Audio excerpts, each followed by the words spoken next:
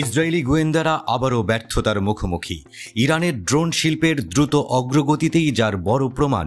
ইসরায়েলের জামান Israel news website বিশ্লেষণে উঠে এসেছে এমন তথ্য।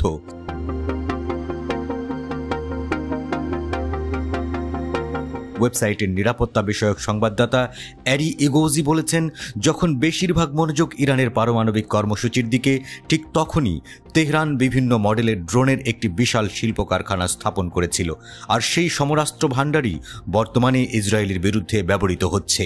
ইগোজি এক প্রতিবেদনে বলেছেন, সমস্যাটি যতটা মনে হচ্ছে তার চেয়েও বেশি গুরুতর, কারণ ইসরায়েলের প্রতিরক্ষা ব্যবস্থা হিজবুল্লাহর চালু করা ইরানি ড্রোনগুলোর সাথে মোকাবেলা করতে পুরোপুরি অক্ষম।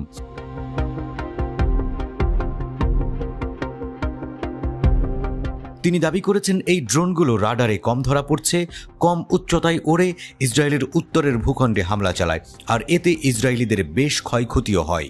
ওই সংবাদদাতার মতে, ইরানি ড্রোনের সৃষ্টি করা হুমকি ইসরায়েল আগে থেকে অনুমান করতেও পারেনি, আর বর্তমানে এই সমস্যার কোনো সমাধান নাই।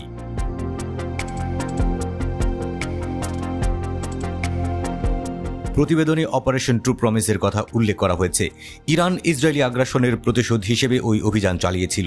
13 এপ্রিল দমেস্কে ইরানি কনসুলেটকে লক্ষ্য করে চালানো ইসরায়েলি হামলার প্রতিক্রিয়ায় ইরানি বাহিনী ইসরায়েলি লক্ষ্যবস্তুর দিকে শত শত ড্রোন এবং ক্ষেপণাস্ত্র নিক্ষেপ করেছে।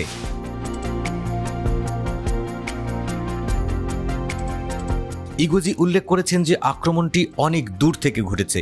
সতর্কতা ও প্রস্তুতির জন্য যথেষ্ট সময়ও পেয়েছিল ইসরায়েল।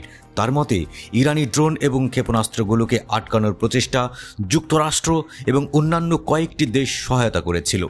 ইসরায়েলের একার এই ড্রোন রুখে দেওয়ার ক্ষমতাও ছিল না।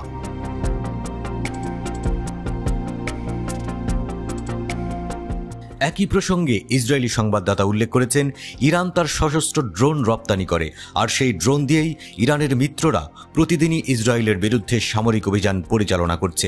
তিনি তথাকথিত United states institute of piece প্রকাশিত একটি বিশেষ প্রতিবেদনের উদ্ধৃতি দিয়েছেন, যেখানে দাবি করা হয়েছে ইরানের অন্তত 10টি ভিন্ন মডেলের আত্মঘাতী ড্রোন রয়েছে।